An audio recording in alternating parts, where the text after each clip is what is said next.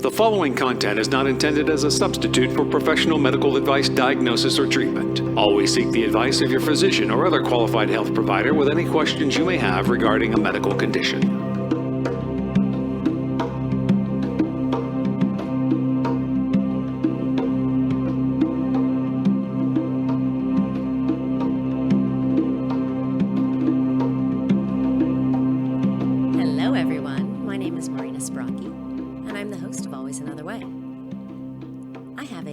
In professional counseling, and I am the IPPY award-winning author of Stop Looking for a Husband, Find the Love of Your Life, and Nasty Divorce, A Kid's Eye View.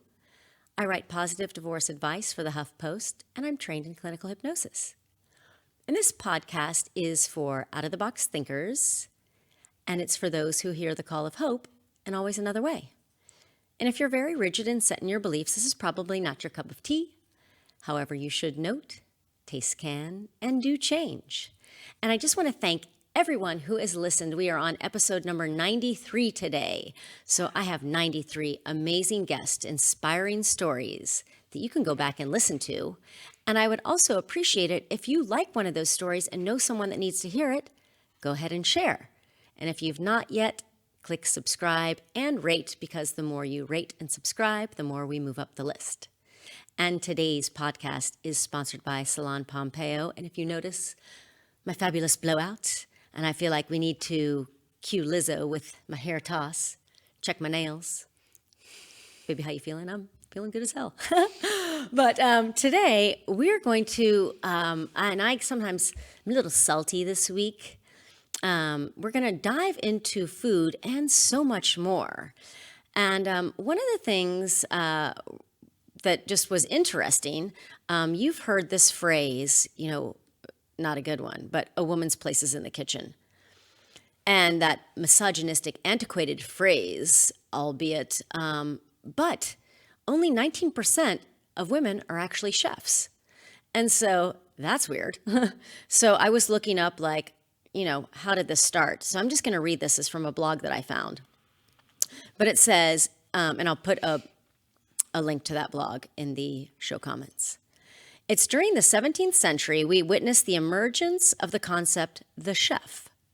Early chefs were members of the military and were exclusively men. When in the 17th century they landed nobility, the nobility began to rely on chefs to prepare food. The employment of a man in this capacity was seen as a sign of one's status at that time. And then as chefs began to take on more power in shaping the cultural and culinary world around them, they searched for ways to separate cuisine with a high social value, or haute cuisine, from the everyday and the little valued cookery of women.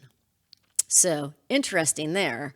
And then another thing that we're also going to touch on today is toxic work environments. And the restaurant industry is known for having a lot of toxicity in it. And if you've ever worked in a toxic environment, I sure have. It sucks, it destroys morale, and it really, if you look at it, companies do not do as well financially that are in toxic environments. And if you go back to the podcast that I had with Chris Voss and his book, Never Split the Difference, you will learn the proper and more Zen way to do anything in life, which is not to be a crazy, out of control, reactive person. I work on that myself because sometimes I get a little reactive. But we are going to talk to someone who is not that way at all. She is changing the game. So Franchesca Nor is the owner and creative director at Dive Coastal Cuisine in Dallas. She was born and raised in Southern California. Francesca is part Brazilian and Texan, but she's inspired by the world around her. She's lived in Colorado, Lake Tahoe, California, Italy, and Florida. Graduating at the top of her class at Johnson & Wales University, Francesca was then schooled by different culinary masters, including Chef Alan Susser, founder of the Mango Gang in Florida, Chef David Bouley, if I'm pronouncing that right? Bouley, Evolution, and Chef Andrea Corto Randazzo, winner of Food & Wine magazine's Best New Chef Award. Francesca pays homage to her training with full, flavorful, and entertaining dishes, and I have been there, and all of her food is so freaking good.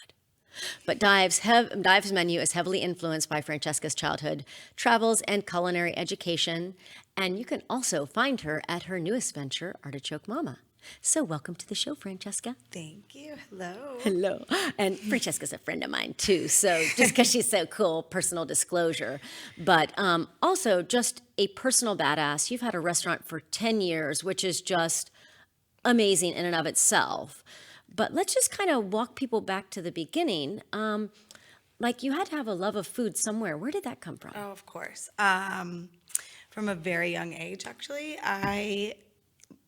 I guess I was exposed to gourmet food at a young age, which I don't know that a lot of kids can always say that. Nowadays, yes, but, I'm a little older.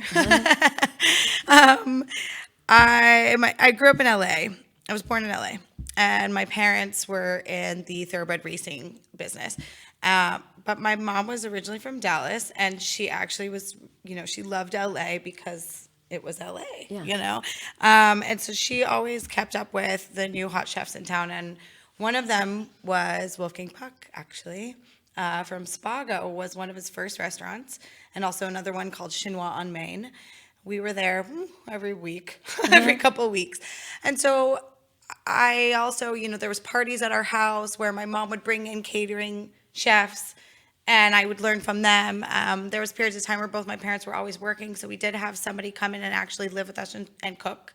So I was exposed to a lot, and I think that's a big part of childhood foundations is, what you're exposed to is what ultimately where you find your loves in the world. And so definitely I would say all of that exposure in LA in the 80s was where I got my passion, and I honestly didn't know it until way later in life. But I was always drawn to restaurants. I loved the idea of restaurants. When I was little, I wanted to work in a restaurant. It was always something. Like, it was always me and food. Yeah. And I have a really cool story. Can I keep going? Keep going, girl.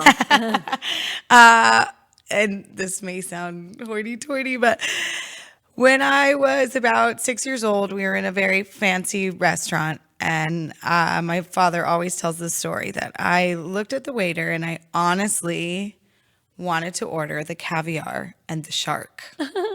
And the waiter would look at me and look at my father and be like, is this for real? My father would say, yes, definitely, have her order it. That's just what she likes. She doesn't know that it costs the most and is the most exotic thing. You got high rent taste from the get-go. High maintenance, but not really, but kind of. Yeah.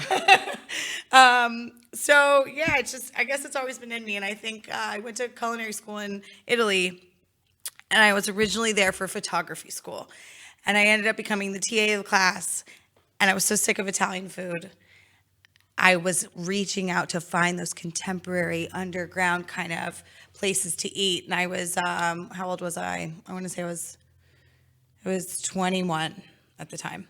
And that was it. I found these great, cool places in Italy. It was my mission. I took the Tuscan class at Cordon Bleu, and the light clicked on, and I was like, that's it. I'm going to own restaurants. I want to be in restaurants. And I knew I wanted to own from the beginning. Yeah. And why do you think that, the difference? Like, to have control, or what I was an art major before that. Yeah. So I wanted to design it. Yeah. I wanted to create the concept. That was what was most fun. I wanted to create the experience. Yeah.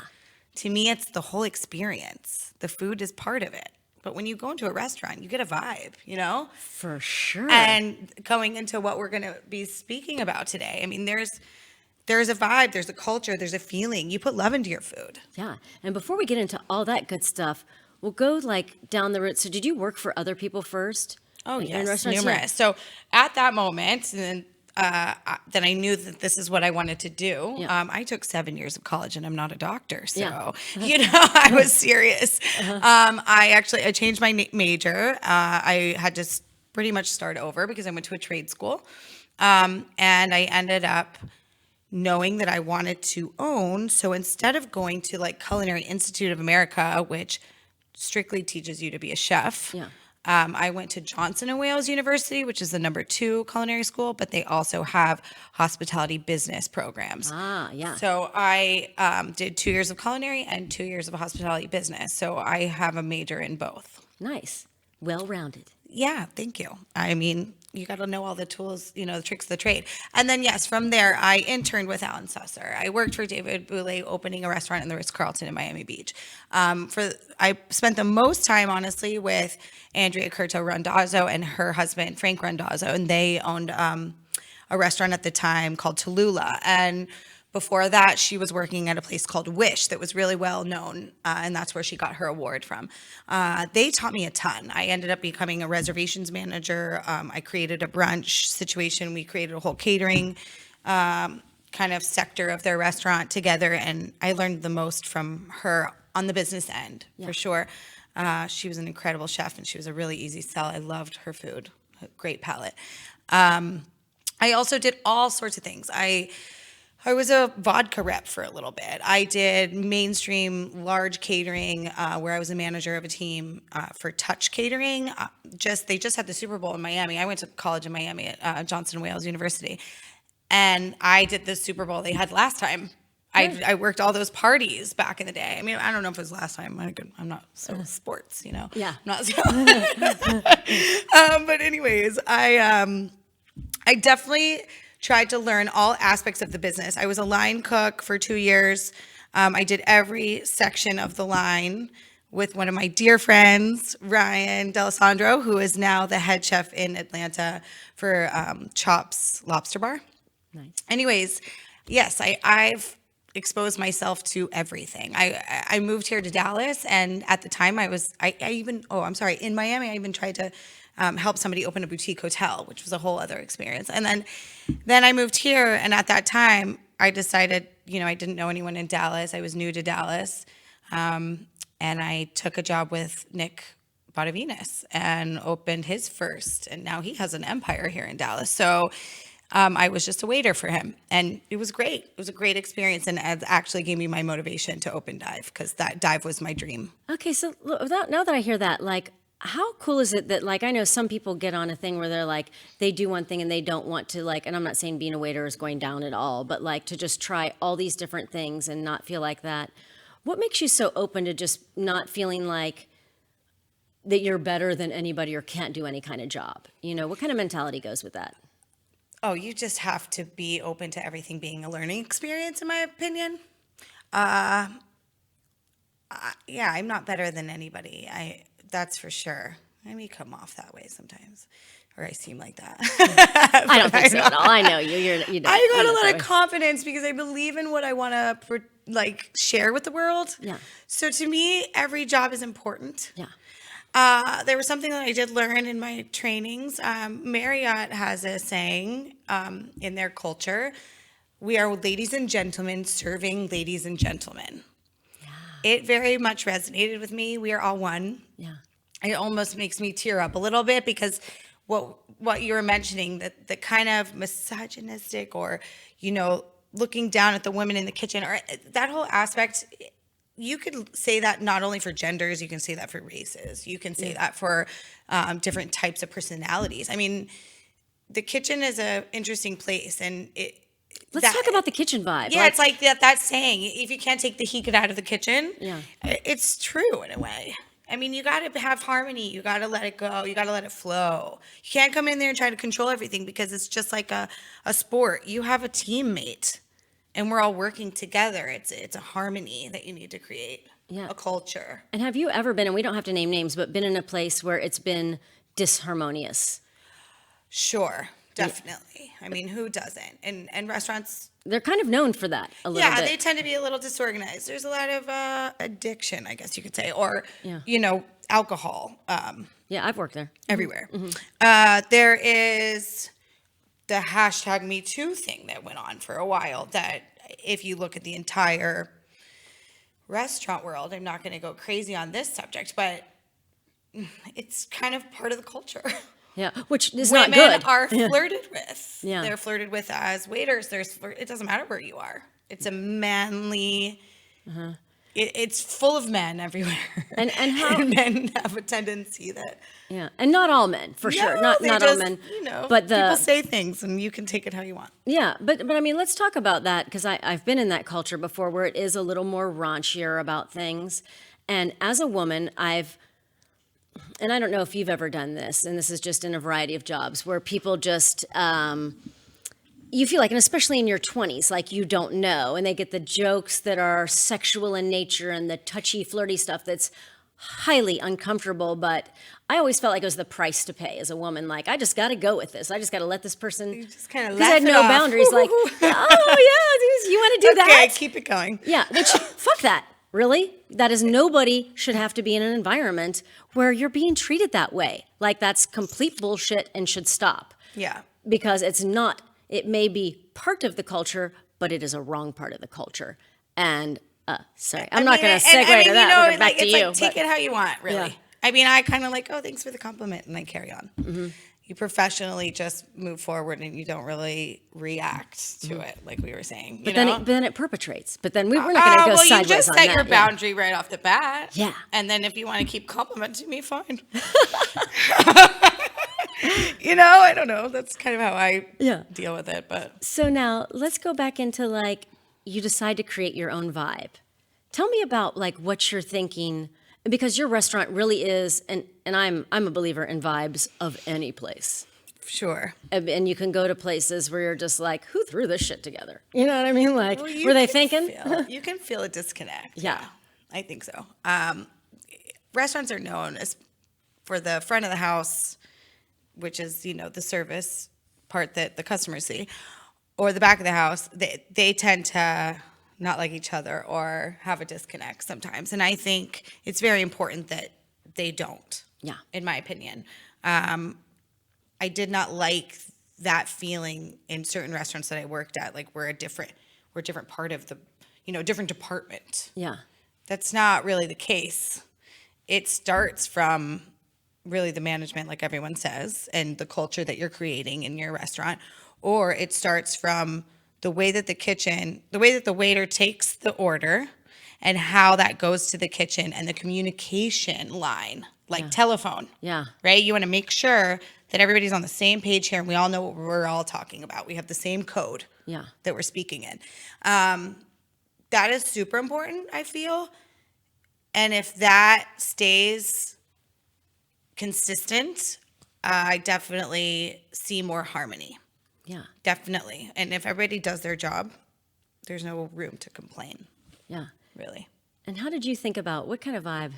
I know what kind of vibe you have, but tell us what all went into your vibe and design and how you decided to do, from everything that you learned, but with your restaurant differently. I am not going to scream at you to get the hot plate out at the, I'm not that feisty when it comes to the business. Yeah. I am very much into giving you authority to see how well you can do. I'm not going to micromanage you. Mm-hmm. I actually stepped back quite a bit in my restaurant. There were times where I didn't want to let go of certain controlling aspects of it. And being in business for 10 years, you start to let go of certain things and let them create their harmony together. It's a team. You build a team. Yeah. I wanted my team to be chill, laid back, like me, no fuss. We're in it together. I guess my vibe is anything goes in a way. If you have, I was even saying with the customer comes in, we are probably one of the only places in the city that will accommodate any kind of allergy, any kind of dietary restriction. You can put this sauce on that salad and put that meat on that. You can move around all the dishes because we have all the ingredients. Why not? Yeah.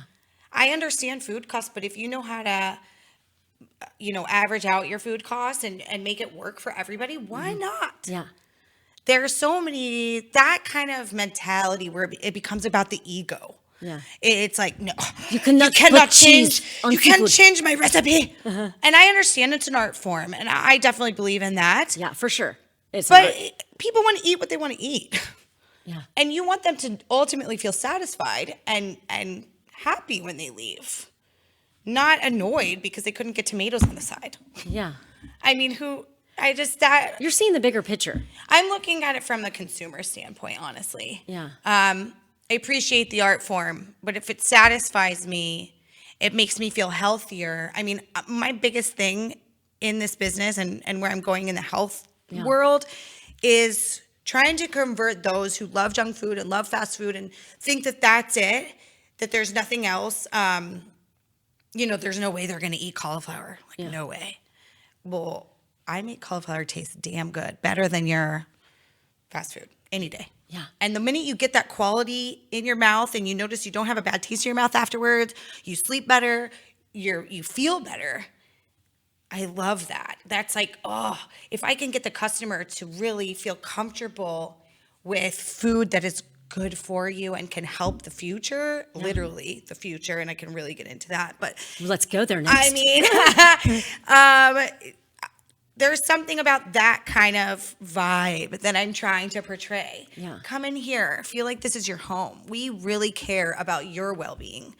We care about our well-being too, but more in the sense of trying to be an avenue for you to feel better about you. Yeah. And for sure. Let's talk about that, how you do food differently, because it's so freaking good. I mean, all your flavors and everything are on point delicious. And I like to eat out a lot too. And you can go to some place that is expensive or otherwise, you're like, this is awful. Like, it's not good. The stuff doesn't go together. Like, or the ingredients suck. Or like some places you're like, is this frozen shit? Or they try it's too just hard. Crappy. Yeah. Too many things. And then you go to some place where food is really good and you're like, okay. And it's game changing. Like, delicious tasting, good for you food. And then let's talk about your move to like make health and what you think about. Let's just dive into that. Get it? Let's dive in. Good one. I put a lot on my plate. Right? Okay. I'm such a dork. Okay. Okay. So, can you repeat the question? Like how you're putting in more like the health and what you think about sourcing your food, like all of those elements about how important it is to have these like pieces together, all while, of course, like you have to maintain. You want to make money, you know what I mean? Of course, it's a fine line actually. Yeah. The margins are very tight in the restaurant business, very very tight. A lot of people don't know this, but the majority of restaurants make their money on alcohol, not on food. Yeah. I created a restaurant that was healthy and people wanted to eat there, and I loved that. That is being consistent with my flavors was a big part of what gave me an edge to open people's minds to health food is just as good. Yeah. I wouldn't say I don't know if we're going to call my food health food, but I do because it's made from scratch. I don't use any GMOs. I wanted to do the entire dive totally organic, but you know what? It's really hard to do in a sense that the distributors, that the people above you that you can't control, make that hard to do. Yeah. And I'm still fighting for that, actually. There are certain places like Gem, Juice Bar, they're having their 8-year anniversary. Woo, I love you girls. They planned their restaurant sitting in dive every afternoon, or, their juice bar. And they did completely organic. And I love them for doing that. But I have a much bigger inventory than them. Yeah. And a lot more menu options, too. Yes. So sourcing food is very important to me. Certain things, for example, that I'm really adamant on. There's kind of a formaldehyde bleach component that they put in shrimp. People around here are so into Gulf shrimp or, Gulf seafood. I steer clear. No offense to any Gulf lovers. I love it. Some oil in that seafood? I love the idea. But oil in the ocean goes too. I am very sensitive to the toxin or the thing that they put on there to preserve the shrimp or clean the shrimp. Yeah. For me, I source it from the Sea of Cortez. It is a blue shrimp that is not treated with that same, and who knew? Bleach. And not a lot of people don't notice. No, but I mean, who even knew that was that? I didn't even know that was on there. I had to source it out. I had to find it. And I did tons of tastings to find it. There's a couple local farms that we use as well. Vital Farms years ago, before they became really big and are in all the grocery stores, we were buying their eggs. Yeah. I mean, we wanted to buy their chickens, and they hadn't even set up shop yet for that. Yeah. So, and you're giving back to like local people too. Oh yeah, there's lots of local people. Demas's Farms is one that we use pretty often. Catermere Farms is really great. Profound is really great. I don't work a ton with them because some of them are a little higher end than the food that I'm promoting here, but I definitely admire what they're doing. And Chefs for Farmers, I always participate in Chefs for Farmers, and they're And what's that? Chefs for Farmers is a festival that they have here in the fall, usually, it's usually in November. And they promote farmers and the food industry and really giving back to the farmers and introducing the farmers to the chefs. And Iris Midler's an old friend of mine. I literally have been a supporter of that since day one. And because it's true, small farmers need to be introduced, because the large distributors, like I was saying, they don't, there are some, like Chefs Produce. I love you guys, Richard. Call out to you guys. There are some companies, and a lot of them now because it's becoming more trendy, but they will source local produce and really support the local farmers. Yeah. But the world is mass produced. I mean, in all aspects. I don't know. You can't even, not just food, everywhere. All right. And what they're doing is just mainstream agriculture, mainstream, even just where you get your meat from. It's just not the way that nature intended, in my opinion. Yeah. So I'm really, really, You're being conscious about what you're doing. really conscious about what we're serving you. I've had some purveyors come to me and I'm trying to I'm not knocking you guys. Everybody's great. Yeah. But everyone's worked really well with us. You just pick who you want to go with. But I've had some purveyors come to me and I get a non-hormone chicken, free range chicken. And they'll say, oh, it's the exact same one. Like, it's the exact same chicken. Look, the same SKU number, da-da-da-da. And they'll bring the chicken in, and the chicken breast will be, like, as big as my head. Uh-huh. And ours is, like a little hand. Like, it's, like, the size. Real chicken right? size. Like, and we're like, oh, yeah, apples for apples here? Okay. Uh-huh. And no, they inject saline, and there's just so much going on in the world, which is like when it comes to food, that I'm like, no, we can't do that. I have a moral responsibility to feed people, not poison people. Yeah. I mean, and it's proven we are getting, like, if you don't pay attention, and I love it that you're on it and that you care, because you could easily just say, bottom line, just farm it out. We got all these, like, little puns today. Yeah, I know. And not do the right thing. But it takes really, it shows, like, the heart of who you are, that you care and that you just care to do the right thing. Thanks. Yeah. Thanks. I appreciate you noticing that. I do. I love that. And you can tell in the taste. And then let's go back to, like, the vibe in your place and what you think that does to everything, including the taste of the food. Oh, yeah. So, it's like you say, it starts from the top. I care. I care about the food. I care about the consumer. I care about what you all are eating, but I also care about my employees, right? I can't do this without them, right? So I really want them to feel like this is their family. This is their home. They are safe here. I got your back. You got mine. I mean, I've had some of the same kitchen staff since day one. When I was scared to death, and I'm in there and I'm like, let's do this. Can we do this? And they're like, sure. And they made it better than me. And I was like, okay, you're hired.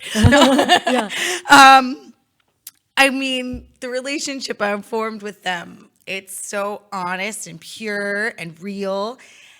And I mean, I can't say enough about them. They make me who I am. Oh, and that's a testament, because if you've been in a place where there's high turnover, you know what that means? The top sucks. They just don't Hands care. up, but Everybody's if it's replaceable. And there is a truth to that. Yeah. Everybody is replaceable. And there's people, I mean, it's not like I don't fire. I mean, there's people that have come in and. But people that stay, I'm saying, if people stay a long time, that means the top is great. That's hands down. If you care, that is a testament to you. When people are with somebody for a long time, that means that you're a good person. That's the truth. I try. Yeah, that's the truth. And no, I believe I'm a good person. I mean, it's about. Yeah, and you treat people well. I hope to. I try to. You do. Okay, but let's see. You talked about the beginning. Like, how scary was it to just come to Dallas it's how many women own restaurants? Do you think? I What don't percentage? know. I mean, Smaller I than know men. a couple in town, but Yeah, and I think it's like it's getting higher. I think it's like 38% of women are female restaurant owners. I think here in Dallas we have a good team of women. Yeah. We have a couple of James Beard people. I'm going to Petra on the Beast tomorrow, which I've never been. I'm super excited. I mean, there's Nikki, Yeah. who owns Oh, Asian Mint. better I talk to love her her. soon, too. I love her to death. I mean, there's some really smart, fearless, But cool women that are not afraid of the kitchen. Yeah. I'll tell you that. And did you come in like just like super not afraid, or what was the hesitation? I was never afraid, honestly. I always hung out with guys, so I'm kind of a tomboy a little bit, so I wasn't afraid. But I'll tell you one thing: when I was on the line, it's a very demanding profession. You do feel really a lot of pressure when you're in it. And when I was young and interning and on, working on the line and doing different positions like garde-manger, which is like salads and soups and things. And I was a saucier for a while, which that's really where my schooling, all of my professors always made me the saucier. I guess because that comes in with my flavor and my palate. Back to when I was a child, I have exposure to that kind of balanced palate. So that comes naturally to me. But going back to, what was I just like talking? being in there and like not being afraid. I was never afraid. Yeah. So and I read, high pressure line. Yeah, thank you. Sometimes I That's get all right. off on my I do that tangents. too. A little ADD. Okay. I remember being under pressure, trying to make sure I'm making all the salads right and sending the salads out. I would have a moment where I would have anxiety and I would go in the walk-in and I would close the door and I would cry for a minute. Like, oh, this is like the military. Like a little bit, like there was a lot of pressure on you. And then I would come back out and carry on. Yeah. But in culinary school, for example, all your hems had to be perfect. They would take a credit card and wipe up the side of a man to see if they were clean shaven. I mean, it was serious. Everything had to be crisp and perfect, and you had to stand in a line. And it was a little bit, very strict discipline training, which I needed it. It was hard for me, but I needed it. Yeah. So, I there's definitely times when you're scared. You're scared to make big business adventures. I mean, I've been trying to open another restaurant for 10 years. I literally, since I opened, I'm like, I'm going to make Dive a chain. I never succeeded in that.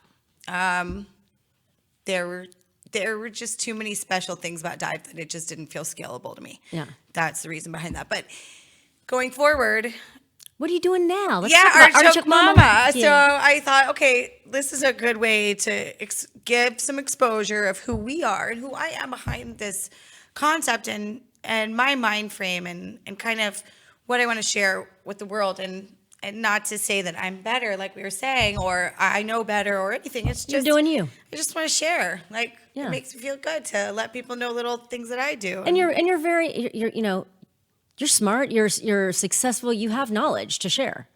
Yeah. I think so. I mean, For reals. I've had a lot of experiences. And, Yeah, that's the word I was looking for. Right? I mean, Yeah. it comes from that. I think you have to not have fear to have experiences. And how do you do that? Not fear. Just push through. There is fear. Or you just kind of like, I'm not going to see that fear and just go. There's periods of fear. I think everyone. That's natural. Yeah, for sure. I get scared and I jump sometimes. Just anyways, like hope somebody catches me. Just jump, girl. So I have this thing where there's a process to everything. If you're not afraid of the process, why not try?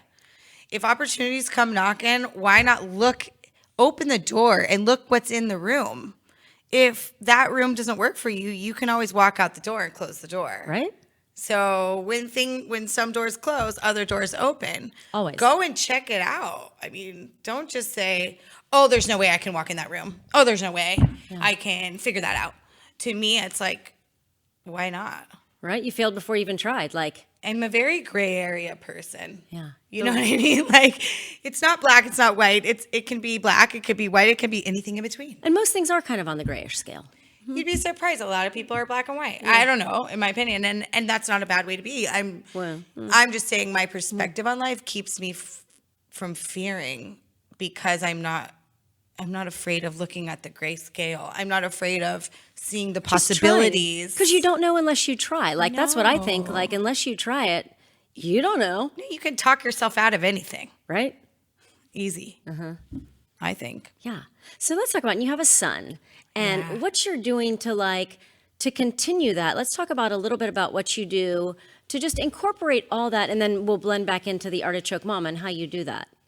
Like, so what do you, I know what you do at home, but how do you incorporate that in your family life? Interesting. And get your kid to eat, like, and for people to know, like, instead of nuggets and fries, like, what else could we eat? Oh, yeah. I'm super into this. My son is just awesome. I couldn't be luckier. He's open-minded. He wants to try things, which is great. But I always bring this back to exposure, right? Yeah. If you don't see it, if it's not introduced to you, how are you going to know? If you don't try it, how are you going to know? Yeah. So I think I always gave him that feeling of like, just taste it. It's so good. Yeah. Right? You know what I mean? And I would eat it in front of him, and then he would, have the inclination to eat it. I always expose my son to vegetables from the get-go, but I not only expose him to vegetables, I exposed him to growing the vegetable. Where does the vegetable come from? Artichoke Mama is kind of based, this brand that I'm creating, of pretty much myself as mom and a business owner, and how I juggle both of them and still find time for my number one, my baby boy. You just have to make life fun. Make everything fun. Look at this. This is so cool. I mean, over dramatized. They love that. Yeah, for sure. They do. Yeah. Look at this seed. And then you plant this seed, and then the seed starts to sprout. And you know why the seed starts to sprout? Because the sun hits it and the water hits it. And that's how things grow. And, get into the whole science of it. I mean, and make it in layman's terms. I think that's been helpful. My son was 1.5, maybe 2. He went through my little sister's garden in California. At the time we lived in Colorado, so it was a little cold. And he would walk up, and my father would show it, like, oh, this is basil, these are scallions, da, da, da. He picked a scallion and literally sucked on that scallion. My son ate a raw onion. I don't even eat raw onions that often, Yeah. And he just loved it. And it was so interesting. Then nowadays, he still does it. I mean, I almost have to be like, no, that's not edible. Right? I'm like, but his fascination with it is cool, and it translates. Now he loves vegetables. We tell him that that's really what makes you strong. Yeah, for sure. And the other lessons, like, just as you, like, the way you explain that, like, and what you are teaching children is in this instant gratification culture of next, disposable. You can swipe on things, dating. You could do all these things and just get another one. But to teach people that the real thing is you've got to watch, and to show him how something grows, and that patience that it takes, and that care and the nurturing is vital. Well, that's what you're doing to your children, right? For reals. I don't know. You don't know till you know. Yeah, you don't know till you have one. And then you mess up and you learn more and you learn more. I certainly didn't know till I had a child. Yeah. So what all are you doing? What can people find when they check out Artichoke Mama? Like, what kind of stuff are you showing people, and tips? And I know what you're doing. You know what? Honestly, I just kind of show what we do. I show that, little quick meals I make at home. Nothing fancy. I'm trying to do some little cooking segments and things, but stuff that I know he'll eat and I'll eat. I started in the winter, so everything has been a little bit heavy, like soups and things like that. But they're full of veggies and different tricks on like how to sneak the veggies in to something that tastes good. For example, I did like a 10-minute bolognese the other day, but in my bolognese, there's carrots, there's garlic, there's a little bit of kale, like he doesn't notice. He tastes, he tastes the tomato sauce or the meaty tomato sauce. And he's not a huge meat eater either. I mean, but the fact that it's all there and the nutrients are in one pot, you're not losing your nutrients either. And then being open to the different colors in the food is kind of important. You want them to be open to that, which I'm lucky enough to say that he is. So I guess it's, the lunches I make for him at school. It's our little adventures that we take. It's travel. It's how I cope with my day. Crystals. And how do you cope with things when things are just like, have you ever felt like always. You're doing all this and you're like, man, I'm done. Always. Yeah. Always, Marina. Always another way. Always another way. I'm very alternative. I believe in a balance. You have the medical field, and then you have everything else. Yeah. Spirituality, yoga. I'm a big yogi. I go to yoga almost every day. What else? Calming your mind. My mind is a very busy mind. Me too. That's why we're buddies. We have a lot to think about, We don't mind a lot if we to squirrel share, off. a lot to talk about it. We tangent left and right. Yeah, I love different ways to cope. And I hope to teach that. With Artichoke Mama, I want to write a book about that. I mean, Artichoke Mama is a little bit of a bucket list thing for me. Mm-hmm. I've always wanted a cookbook, and nowadays you have to be some Instagram influencer to do that. I don't really want to be an influencer per se. You've seen influencers in the wild. Oh my gosh. But I mean, you don't want to be that. I'm just trying to put myself out there, because without that, who's going to know? Yeah. Who's going to buy my book? I will. Oh, yay. I don't know. That's I don't know. It's not anytime soon. You never know. You never know. But we're almost out of time. And so This has been so much fun. So you can find Francesca at Dive Coastal Cuisine in Snyder Plaza in Dallas. And it is, and I'm not just saying this because I know you, because I ate your food before I knew you. It's super freaking delicious. I mean, oh my gosh, look at that. And you can really tell the love that goes in it, the vibe. And you didn't even talk about how cool the place is, like just decor-wise. It's Cali. Oh my It's gosh. Miami. It's but we're so in Texas. Cool. Yeah, it's really, really Coastal. cool. It's coastal. And you are Artichoke Mama on Instagram. I'm a San Diego girl, The best weather ever. Oh my gosh. LA and San Diego, sorry. Yeah. And what you else? so Any much. last thing you would like to say to anybody listening? Oh, thanks for listening. Yeah. For one. This is my first time ever doing something like this. It's been so much fun. It's easy to talk about me, Yeah. Well, I really appreciate you just you got one more thing? No, I that's just it, yeah. just think I appreciate anyone taking the time to want to hear my thoughts. So thanks. I love it. That's the best. Gratitude. Yeah, All day. You're a super badass, and I love that you just keep going for things. And then even though and we didn't talk about that, life will kick you down, everybody here and there and stuff, but the ability to be resilient and to just keep going and say, hey, I'm going to just try something else. I may be down for a second, but I'm going to try something else. Keep it rolling. Life is evolution. That's right. And eat good food while you're at it. Care about your health. And for all of you listening, you know that there is always another way.